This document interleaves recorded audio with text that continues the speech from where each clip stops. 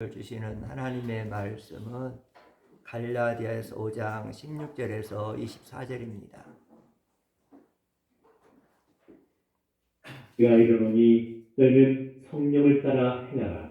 그리하면 육체의 욕심을 이루지 아니하리라.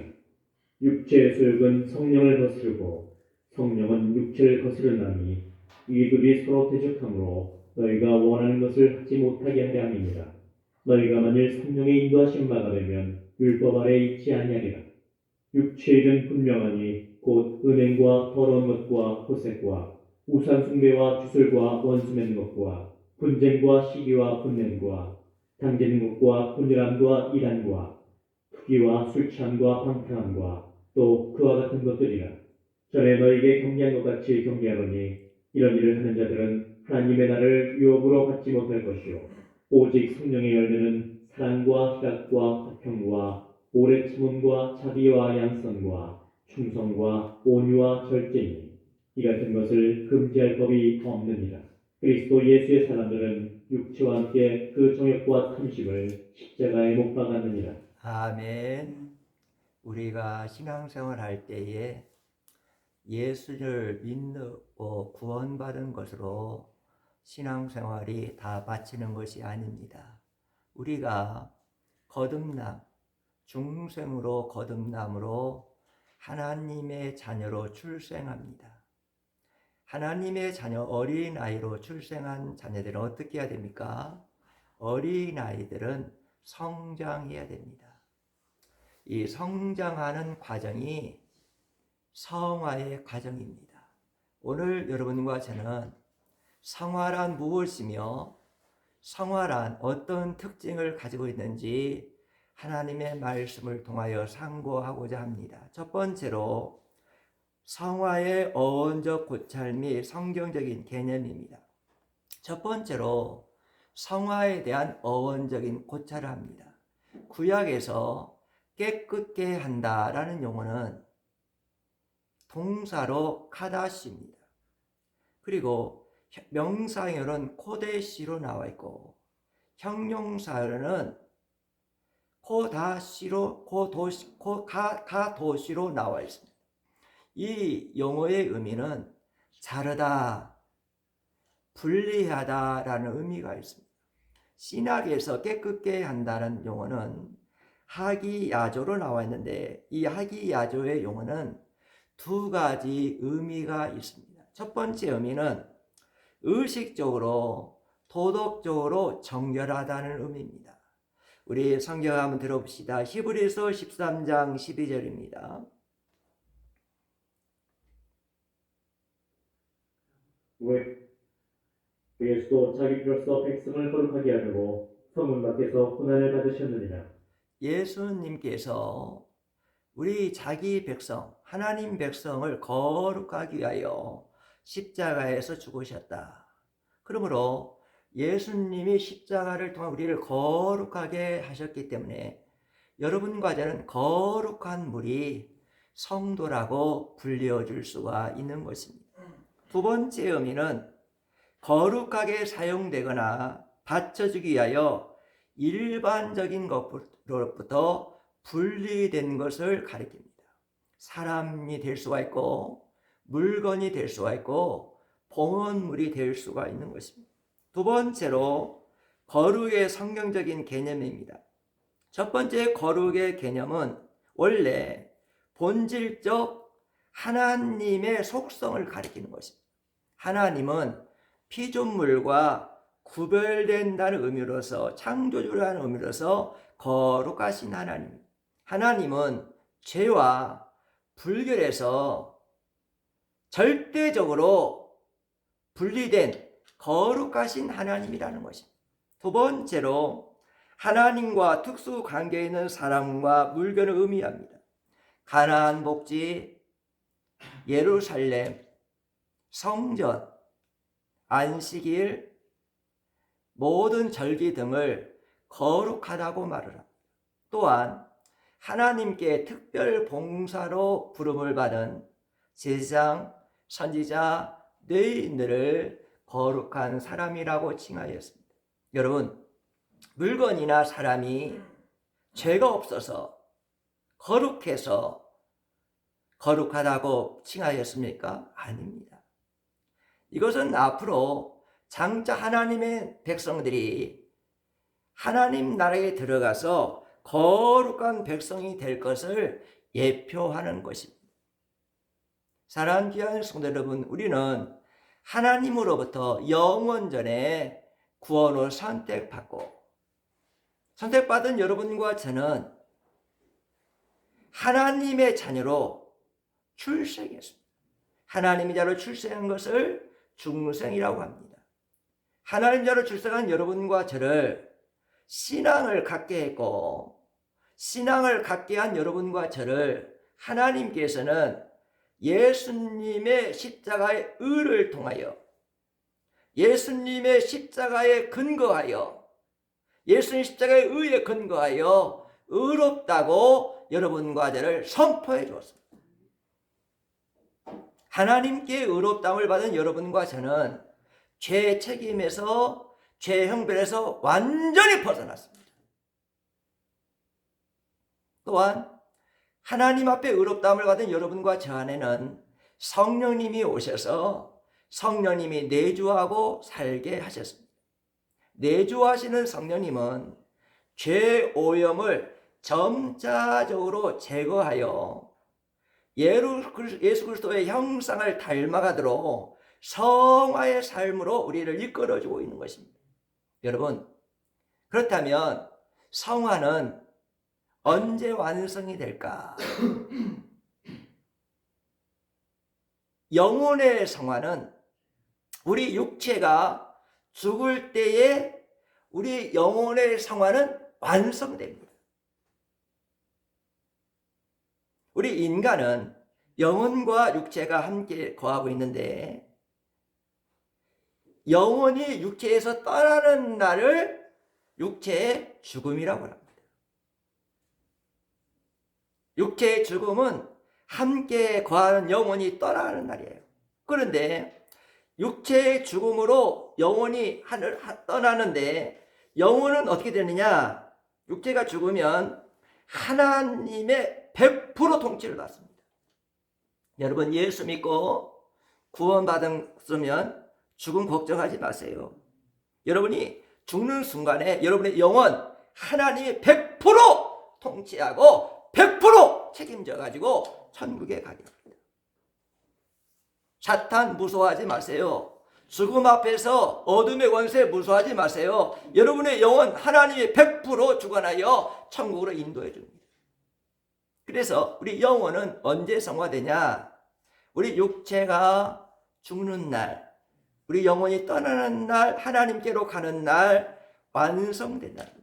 그렇다면 우리 육체의 성화는 언제 완성될까?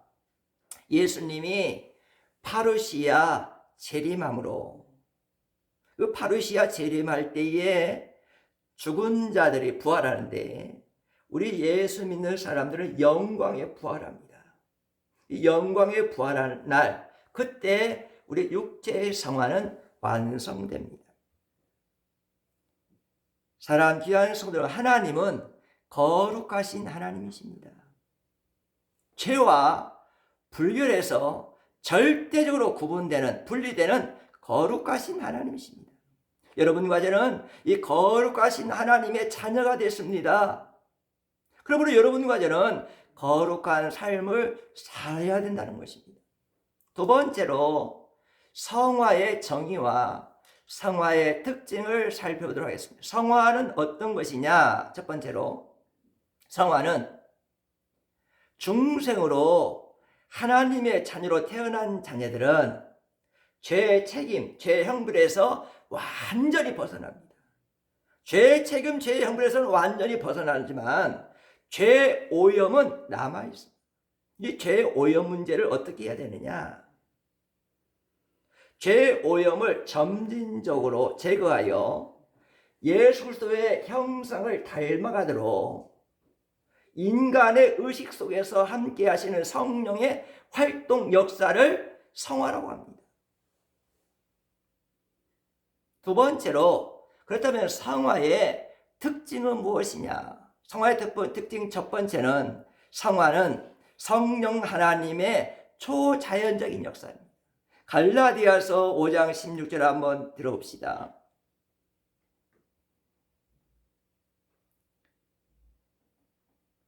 5장 25절. 여러분이 너희는 성령을 따라 행하라. 그리하면 육체의 욕심을 이루지 아니하리라. 여러분, 성화를 이루시는 사역을 하시는 분은 성부 하나님, 성자 예수님, 성령 보혜사 중에 성령님이 하신다. 여러분, 성령님은 어디 계십니까? 할렐루야. 그렇습니다. 우리가 예수님을 나의 주님으로, 나의 구원자로 영접하는 순간 성령님이 우리 안에 계십니다. 예수 영인 성령 우리 안에 계셔서 우리와 함께 하시는데, 성령님께서 성화를 이루시도록 역사하시는 일을 하신다. 근데 여러분과 제가 하나님의 자녀로 태어난 것만 감사한 것이 아니라 이제는 자라야 되는데, 하나님의 자녀로 성장해야 되는데, 성장하려면 성령님과 가까이 지내십시오. 성령님과 함께 사시고, 성령님의 감동을 들으시고, 성령님의 음성을 들으시고, 성령님이 하라고 하는 방향대로 여러분이 날마다 사셔서 여러분과 제가 신앙이 자람으로 예수 그리스도를 닮아가는 신앙이 되기를 주의 이름으로 간절히 축복합니다. 두 번째로 성화는 신자들이 협력하는 성령의 역사입니다. 여러분, 중생과 성화의 차이점이 뭐냐? 중생은, 하나님으로 출생하는 이 중생은 인간의 노력이나 의지나 헌신, 공로가 전혀 개입하지 않습니다. 중생은 100% 하나님의 은혜예요. 우리가 구원받은 것이 왜 100% 은혜냐? 우리가 하나님의 자녀가 된 것은, 중생한 것은 100% 하나님의 성령 역사예요. 나의 의지나 헌신이나 봉사가 0.1%도 안 들어갑니다. 그런데 성화는 100% 성령 역사가 아니에요. 성화는 어떤 거냐? 인간의 의식과 함께하는 것이 성화예요. 그러니까 인간들이, 우리가 기도하면 기도와 함께 성화를 이루고, 우리가 하나님 앞에 봉사하면 봉사와 함께 성화를 이루고, 우리가 하나님을 사랑하고 우리가 하나님께 헌신하면 이 모든 노력과 헌신과 사랑과 함께 성화를 이루게 하는 것이 성화의 사역이라는 것입니다. 그러므로 죄에 대해서는 멀리해야 되고, 거룩한 생활을 위하여 끊임없이 여러분과 저는 노력을 해야 됩니다. 로마서 8장 13절 한번 들어봅시다. 너희가 육신대로 살면 반드시 죽을 것이로되 영으로서 몸의 행실을 죽이면 살리니. 우리는 날마다 거룩한 삶을 살도록 육체의 소유, 육체의 고기 덩어리 만족과 쾌락을 예수님의 십자가에 죽이는 노력을 날마다 할 때에 우리의 삶이 예수를 닮아가는 성화의 삶을 이룰 수가 있다는 것입니다. 세 번째로, 죄 오염을 제거하는 성령의 역사입니다. 사랑하는 귀한 성도, 우리는 중생함으로 죄의 책임에서 완전히 벗어났습니다. 왜 그렇습니까? 예수님이 내 죄의 책임을 십자가에서 다 지시고 죽으셨기 때문에. 우리는 중생함으로 우리는 죄의 모든 형벌에서 완전히 벗어났어요. 왜 그렇습니까? 내 대신 예수님 십자가에서 형벌을 당하셨기 때문에 나는 죄의 책임과 형벌에서 완전히 벗어났지만 죄의 오염은 아직 남아 있습니다. 중생 이전과 중생 이후의 차이점이 뭐냐? 중생 이전에는 죄가 왕노를 했어요. 그래서 중생 이전에는 죄의 종이었습니다. 죄의 지배를 받았어요. 죄를 따라가는 삶을 살았어요. 그러나 우리가 중생하고 하나님의 자로 다시 태어나는 순간부터는 죄가 우리 안에서 왕노하지 못합니다. 우리 안에는 성령님이 계시기 때문에 죄가 우리 안에서 왕노하지 못하는 것입니다. 중생한 우리 안에는 성령님이 계시기 때문에 내주하시는 성령님의 소욕이 있고, 또 육체의 죄 오염이 남아있기 때문에 죄 오염이 남아있기 때문에 육체의 소욕이 있어요. 우리 안에는 죄 오염이 남은 육체의 소욕과 내주하는 성령님과 갈등 관계예요. 투쟁 관계입니다. 그렇다면 여러분, 예수 그리스도의 보혈의 피로 구원받은 여러분 안에 있는 육체에 남아있는 오염, 죄의 오염을 따라 사시겠습니까? 육체의 소욕을 따라 사시겠습니까? 예수님이 십자가에서 구원을 이루시고 성령을 보내주셔서 우리 안에 내주하시고 우리와 함께 사시는 성령님을 따라 사시겠습니까? 죄의 오염이 남아있는 육체의 소욕을 따라 살면 우리는 어떻게 됩니까? 육체의 피개덩어리, 육체의 쾌락땡이 행복을 위해 살다가 죄를 짓게 되고 타락하게 되는 것입니다. 그러나 내주하시는 성령님의 소욕을 따라 살면 성령님은 항상 우리를 예수님에게 인도하고 예수님을 바라보게 하고 예수님을 따라가게 하고 예수님의 음성 듣게 하고 주님을 산화목자로 따라가기 때문에 성령님의 소욕을 따라 살면 여러분과 제가 성령 충만한 삶을 살아갈 수가 있는 것입니다. 우리 한번 성경을 들어봅시다. 갈라디아서 5장 17절입니다. 하나님께 감사하리로다. 갈라디아서 5장 17절. 육체의 소욕은 성령을 거스르고 성령은 육체를 거스르나니 이 둘이 서로 대적하므로 너희가 원하는 것을 하지 못하게 하려 함이니라. 우리 안에는 육체의 소욕, 죄 오염의 소욕이 있고 성령이 내주함으로 성령의 소욕이 있는데 육체의 소욕과 성령에서는 항상 갈등과 투쟁 관계가 있기 때문에 날마다 여러분과 저는 육체의 소욕은 십자가에 날마다 죽이고 성령의 소욕을 따라 사는 예수 그리스도의 형상을 닮아가는 여러분과 저의 삶이 되기를 주의 이름으로 간절히 축복합니다. 네 번째로, 그렇다면 성화의 목표는 누구냐? 여러분, 성화의 목표는 누굽니까? 성화의 목표는 예수 그리스도가 되어야 됩니다. 우리 성경 한번 들어보세요. 골로새서 3장 9절에 10절입니다. 너희가 서로 거짓말을 하지 말라. 옛사람과 그 행위를 벗어버리고 새 사람을 벗으니 이는 자기를 창조하신 이의 형상을 따라 지식에까지 새롭게 하심을 입은 자니라. 우리가 성화의 목표를 정해야 되는데 우리의 성화의 목표는 오직 예수님이 되어야 된다는 거예요. 여러분, 우리는 예수 그리스도를 닮아가려면 어떻게 되느냐? 항상 예수님의 십자가 앞에 서야 돼요. 예수님의 십자가 앞에 서가지고 예수님의 겸손에 미치지 못하는 나를 바라봐야 돼요. 예수님의 십자가 앞에 서니까 예수님의 겸손에 너무 미치지 못하는 거예요. 그러니까 우리는 그 예수님의 겸손을 본받고 살아야 돼요.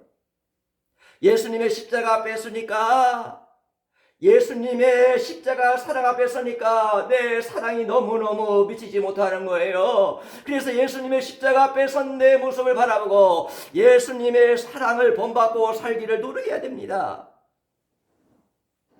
예수님의 십자가 앞에 서 보니까 내가 지금 하나님 앞에 하는 헌신이 너무 못 비치는 거예요. 그분 앞에 서 보니까. 그러니까 우리 예수님이 십자가 앞에 서서 여러분과 저는 그 예수님의 십자가 앞에서 예수님의 헌신을 본받고 예수님을 본받아야 됩니다. 내가 십자가 앞에 서 보니까 예수님의 순종에 내가 너무나 못 미치는 신앙생활을 하는 거예요. 그래서 우리는 예수님의 순종에 본을 받고 예수님의 순종을 따라 사는 신앙생활을 해야 됩니다.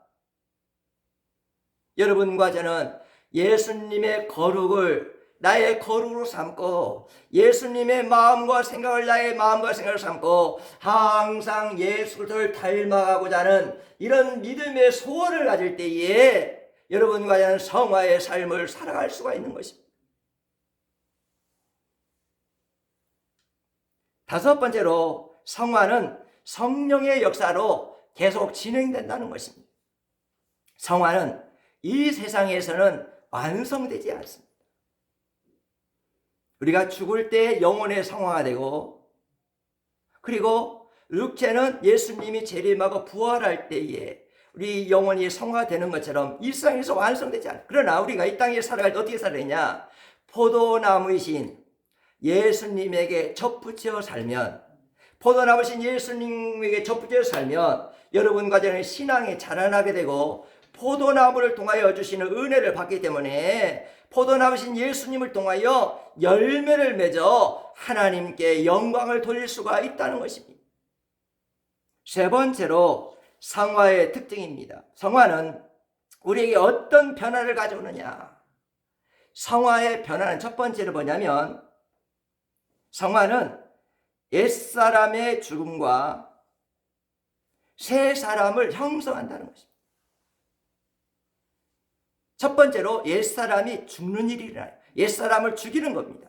우리 성경 들어봅시다. 로마서 6장 6절입니다. 우리가 알거니와 우리 옛사람이 예수와 함께 십자가에 못 박힌 것은 죄의 몸이 죽어 다시는 우리가 죄에게 죽노릇 하지 아니하려느니. 성화는 뭐냐? 옛사람을 죽이는 것이다. 죄에 대해서 청산하는 것이 성화다 그랬어요. 여러분, 우리가 중생하고 난 다음에도 죄 오염은 남아있다는 사실이에요. 이 죄 오염을 성령의 도움으로 날마다 제거하고 사는 것이 성화의 삶이라는 겁니다. 두 번째로 새 사람이 형성되는 거예요. 우리가 중생하면 생명의 씨앗이 여러분에게 심겨집니다. 이 생명의 씨앗이 심겨진 씨앗이 자라나면서 옛사람의 성향을 몰아냅니다. 중생한 자는 하나님으로부터 생명의 씨앗을 받게 되는데, 생명의 씨앗을 받는데 이 생명의 씨앗이 자라나면서 옛사람의 성향을 몰아내요. 그렇게 되면 어떻게 됩니까? 옛사람의 모습은 점점 사라지고 예수 그리스도의 완전하신 성결하신 거룩하신 예수님의 형상이 성령으로 말미암아 나에게 나타나게 되는 것입니다. 우리 한번 성경 들어봅시다. 로마서 6장 11절입니다. 이와 같이 너희도 너희 자신을 죄에 대하여는 죽은 자요 그리스도 예수 안에서 하나님께 대하여는 살아있는 자로 여길지어다. 그러면 예수 그리스도 안에서 죄에 대해서는 죽은 자가 되고 예수님 안에서 사는 자로 살게 된다. 즉 나는 죽고 내 안에 계시는 예수로 말미암아 사는 인생으로 변화된다는 것입니다. 두 번째로 성화의 변화는 지정의를 포함한 전 인격적인 변화가 온다는 거예요. 우리가 중생하기 전에는요, 세상 지식을 최고의 지식으로 알았는데 중생하니까 어떻게 변해야 내 지식이 여호와를 경외하는 것이 최고의 지식으로 변화되어 버린 거예요. 중생하기 전에는 누구 하나 사랑하지 못하는 마음이었는데 중생하고 나서는 내 마음이 예수님의 마음으로 바꿔지는 거예요. 내 마음은 그 누구도 사랑할 수 없는 마음인데 성령의 도우심으로 예수님의 마음이 내 마음에 임해가지고 사랑할 수 없는 사람을 사랑하고 용서할 수 없는 사람을 용서하는 마음으로 바꿔지는 거예요. 세 번째로 의지가 바꿔집니다. 중생하기 전에는 술을 끊지 못했는데 결심해도 이 술이 끊어지지 않았는데 중생하니까 내 안에 계시는 성령님이 나를 도와주시니까 내 의지로는 술을 끊지 못했는데 내 안에 계시는 성령님이 도와주시니까 술이 끊어지는 겁니다. 의지적인 결단이 내려지는 거예요. 중생하기 전에는 담배를 끊지 못하는 자가 내 의지로 내 능력으로는 감정을 끊지 못하는 자가 성령님이 내 안에 계시니까 성령님이 도와주시니까 의지적인 결단이 내려져가지고 담배가 끊어지는 것입니다. 여러분, 중생하면 변화됩니다. 지식이 변화되고 감정이 변화되고 의지가 변화됩니다. 세 번째로 현실적인 변화가 일어납니다. 중생으로 시작된 생명의 역사는 죄와 죄 결과로부터 오는 불안, 공포, 근심, 절망을 몰아내고 성결의 영인 성령으로 말미암아 기쁨과 감사와 찬양과 사랑과 평화가 내 삶 속에 임하게 되는 것입니다. 여러분, 중생과 성화의 차이점이 뭡니까? 중생은 생명의 씨앗이 씹어진다는 뜻이에요. 그러나 성화는 생명의 씨앗이 자란다는 뜻이에요. 종교개혁자 마틴 루터는 성장 없는 신앙은, 성장이 없는 자는 그리스도인이 아니다 그랬어요. 교회 생활하면서 신앙이 성장이 없는 사람들은 그리스도인이 아니라고 종교개혁자 마틴 루터가 그렇게 말했습니다. 중생한 자는 하나님의 생명의 씨앗이 나에게 심어졌기 때문에, 이 생명의 씨앗이 자라기 때문에 반드시 신앙이 성장하게 되어 있어요.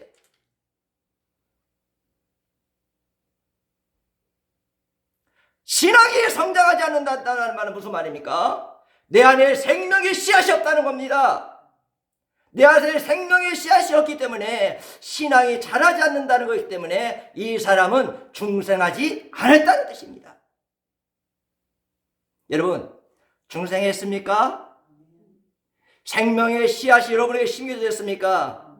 이 생명의 씨앗이 자라고 있습니까? 이 생명의 씨앗이 자람으로 여러분과 제가 믿음이 자라고 신앙이 자람으로 예수 그리스도를 닮아가는 하나님의 자녀가 되고 있습니까? 생명의 씨앗이 피어진 자는 성화를 이루는 삶을 반드시 살게 된다고 성경은 말씀해주고 있는 것입니다.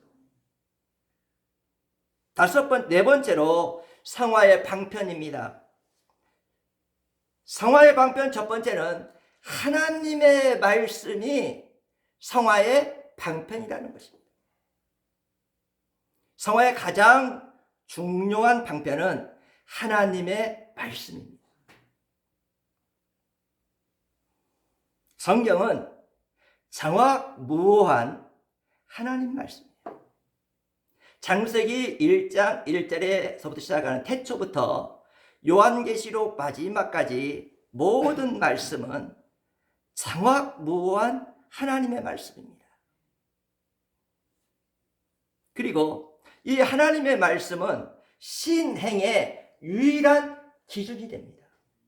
우리가 이 땅에 살아갈 때 하나님을 어떻게 섬길 것인가, 이 하나님을 어떻게 섬길 것이냐는 기준은 하나님의 말씀이에요. 우리가 어떻게 행동할 것인가, 우리가 행동할 기준도 하나님의 말씀입니다. 그러므로 우리의 성화의 가장 중요한 유일한 기준은 뭐냐? 하나님의 말씀입니다.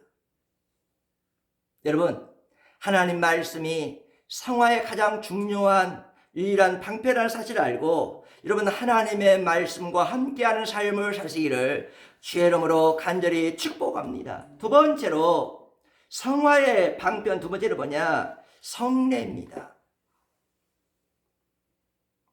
우리 개신교 개혁주의에서는 성화의 가장 중요한 방편은 하나님의 말씀이라고 하죠. 그렇죠? 그런데 로마 교회 캐톨릭에서는 성화의 가장 중요한 방편은 하나님 말씀이 아니에요. 뭐냐? 성례입니다. 질성례예요. 그래서 캐톨릭에서는 질성례를 그렇게 중요히 여겨요. 성례가 가장 중요한 방편으로 삼고든 신앙생활을 하는 거예요. 그런데 우리 개혁주의에서는, 개신교에서는 성례는 하나님의 말씀에 종속된 것으로 봐요. 하나님 말씀과 같지 않고 하나님 말씀 위에 있지 않고 하나님 말씀에 종속된 걸 보고 이 성례, 세례와 성만찬은 보이는 하나님의 말씀으로 봐요. 그리고 성령께서는 이 성례를 통하여 우리에게 성화를 이루는 걸로 봅니다. 세 번째로 성화의 방편 세 번째 뭐냐? 기도입니다. 기도는 우리를 모든 선에 거느내신 하나님께로 가까이 나가게 하는 것입니다.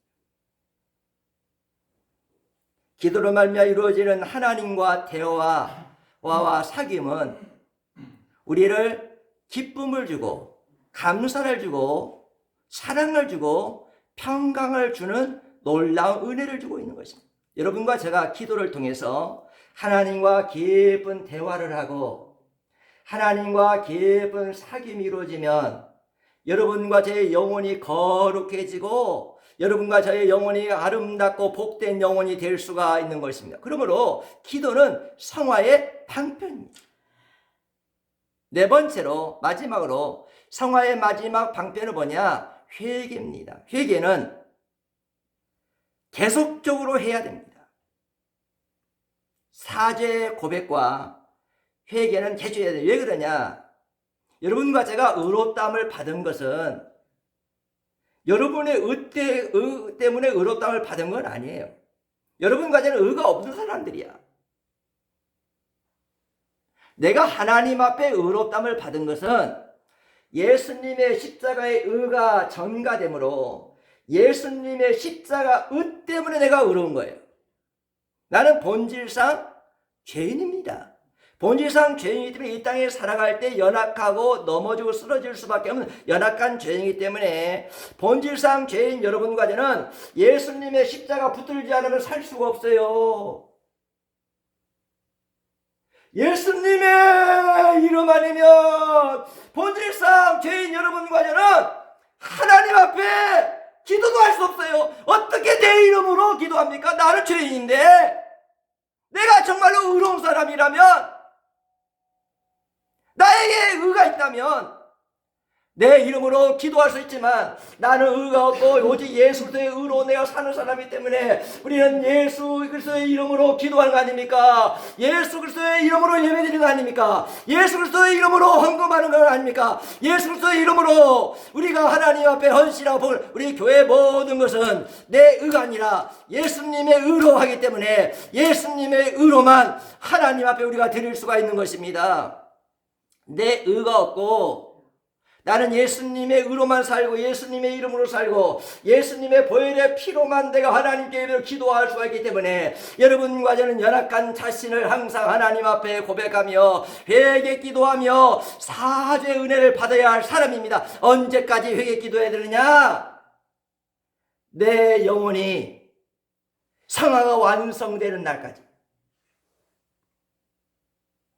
내 영혼이 성화 완성된 날은 육체가 죽을 때까지, 육체 안에 사는 내 영혼이 하나님 앞에 갈 때까지, 이 성화가 완성될 때까지 여러분과 저는 날마다 예수님의 보혈의 피를 근거하고 예수님의 이름으로 하나님의 사랑 안에서 예수의 보혈의 피를 근거하고 회개하는 삶을 살아야 여러분과 제가 예수님을 닮아가는 성화의 삶을 살아갈 수가 있는 것입니다. 사랑하는 귀한 성도 여러분, 우리 모두는 하나님의 말씀, 성례, 기도, 회개로 우리 속에 남아있는 죄 오염을 날마다 제거하고 완전 성결하신 예수님의 형상을 닮아가는 삶을 여러분과 제가 살기를 주의 이름으로 간절히 축복합니다. 사랑하는 귀한 성도 여러분, 성령의 도우심으로만 성화를 할 수가 있습니다. 담배를 끊지 못하는 사람이 성령이 도와주면 담배 끊어져요. 제가 어머니 아버지 집을 떠나서 혼자 살면서 목회를 할 때에 혼자 있을 때에 콜라를 하루에 한 병씩 먹었습니다. 그런데 이 콜라가 안 먹으면 답답하고 속이 막 답답하고 막 그래요. 그리고 막 속이 딱 체체인 같아요. 그래서 콜라를 한 병씩 사다 먹었어요. 그런데 어느 날 하나님께 기도하는데 하나님께서 콜라를 먹지 말라는 성령의 감동을 받았어요. 한 병씩 콜라를 먹고 살았어요.